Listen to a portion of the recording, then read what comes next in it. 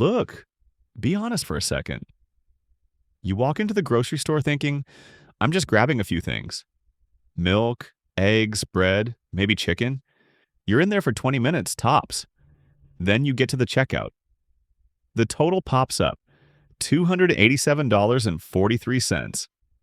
And you're standing there like, um, did I accidentally buy a refrigerator? Because that number feels less like groceries and more like rent. You swipe your card anyway. You don't even argue with it anymore. You just feel annoyed, confused, and a little embarrassed. Like you're bad at money, even though you didn't buy anything crazy. If that moment feels uncomfortably familiar, this video is for you. My name is Adam, and I spend way too much time thinking about why everyday life keeps getting more expensive even when you're doing everything right. If you're someone who feels like your paycheck disappears faster than it used to, especially at the grocery store, make sure to hit the subscribe button and give this video a thumbs up if this helps you out. Because here's the thing, your grocery bill doesn't feel like rent because you're bad at budgeting. It feels like rent because the system quietly changed, and most people never updated how they think about food, money, and inflation. And once you see what's actually going on, this gets really interesting. Most of us grew up with this idea that groceries are a controlled expense. You know the story. Rent is fixed. Utilities fluctuate a little. Groceries are where you optimize. Just buy store brands. Just cook at home. Just stop eating out and look. Those things used to work. But here's what most people don't realize. Groceries are no longer a flexible expense. They've quietly become a semi-fixed cost, closer to housing than entertainment. Let me show you why. According to the U.S. Bureau of Labor Statistics, grocery prices increased roughly 25 to 30% between 2020 and 2024, depending on category. But that average hides the pain. Some real examples. Eggs, up over 60% at peak. Beef, up 40% plus. Dairy, up 25 to 35%. Packaged foods, consistently 20 to 30%. Now here's the key part. Your income did not increase 30%.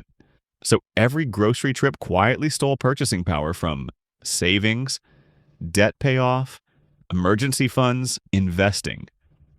That's why it feels suffocating. You're not spending more because you're careless. You're spending more because the baseline moved. Here's a psychological trick that messes with people. You buy the same stuff you always buy. Same cereal, same chicken, same snacks, same coffee. So your brain assumes the total should be roughly the same, but the store isn't charging you for items. It's charging you for inputs, labor, fuel, transportation, packaging, energy, insurance. When those rise, even if the product doesn't change, you pay. So when the total jumps $80 higher than expected, your brain panics because nothing visibly changed. That disconnect creates stress, guilt, and confusion. And stress is expensive. Now, you might be thinking, okay, Adam, but inflation is everywhere. Why do groceries hurt more than anything else? Because groceries hit 3 psychological pressure points at once. 1. Frequency. You buy food every week. Rent hits once a month. Groceries hit your brain constantly. 2. Necessity. You can't opt out. You can delay a car purchase. You can cancel subscriptions. You cannot cancel eating. 3. Visibility. You see the total every time. No autopay, no abstraction. Just a glowing number judging you. That combination makes grocery inflation feel personal, even though it isn't. Let's do the math. People avoid, say, rent, $1,600 per month. Groceries, family of 3 to 4, $1,200 per month. That's not crazy anymore, that's common. That means food is 75% of your housing cost. 10 years ago, groceries were often 30 to 40% of rent. That shift alone rewires your financial reality. And here's where it gets really interesting. Most budgets were never rebuilt to reflect this. People say, I budgeted, but it didn't work. I tracked everything, and I still feel broke. I make decent money. Why is this so tight? Because budgeting assumes stable categories. But when a variable expense quietly becomes semi-fixed, old budgeting logic collapses. You can't optimize your way out of structural inflation. You have to reallocate reality. Even if you don't notice it, grocery inflation already forced trade-offs. Smaller emergency funds, slower debt payoff, delayed investing, more credit card reliance, fewer margin of error decisions. You didn't choose those consciously. They happened because food ate the buffer. That's why it feels like you're running faster just to stay in place. Here's the most damaging part. People internalize this. They think, I must be bad with money. I should earn more. I should cut harder. But here's what most people don't realize. Shame is the worst financial strategy. Shame doesn't create better decisions. It creates short-term relief choices. And that's how people end up. Using buy now, pay later for groceries. Putting food on credit cards. Rating savings just to feel normal. Not because they're reckless, but because they're exhausted. Look, I love cooking at home. It still saves money relative to eating out. But the gap narrowed. Ingredients rose. Energy costs rose. Time became more valuable. When a home-cooked meal costs $6 to $8 per person, the psychological savings disappear, and that matters because perception drives behavior. Now, let's shift from frustration to control, because there are moves that help, but they're different than what you were taught. 1. Reclassify groceries mentally.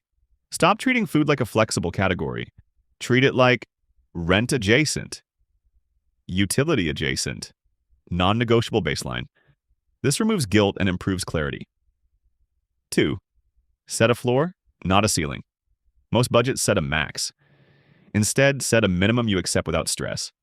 That reduces decision fatigue and emotional blowback. 3. Optimize around, not inside. Groceries. Don't nickel and dime food. Instead, cut unused subscriptions. Reduce convenience leaks elsewhere. Increase income slightly if possible. Food is survival. Other categories are optional. 4. Shop fewer times. Every store visit triggers impulse creep. Fewer trips equals fewer emotional decisions. 5. Price anchor. With reality, not memory, your brain is anchored to the previous year's prices. Let that go. Anchor to current reality so every trip doesn't feel like failure. Here's the truth most people avoid. This isn't temporary discomfort.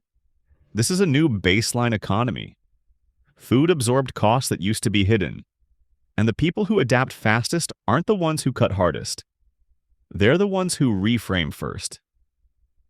Once you stop fighting reality, you can build around it. Your grocery bill doesn't feel like rent because you're doing something wrong. It feels like rent because food became a fixed cost disguised as a choice. Once you see that, the guilt drops, the stress eases, the decisions improve, and you stop blaming yourself for a problem you didn't create. If this helped you understand what's actually happening with your money, hit the thumbs up. It helps this reach people who are quietly stressed about the same thing. Subscribe if you want clear, honest breakdowns of money that actually match real life. And if you want to take control, start here. Stop asking, why am I so bad at money? Start asking, what changed and how do I rebuild around it? That shift alone is worth more than any grocery coupon.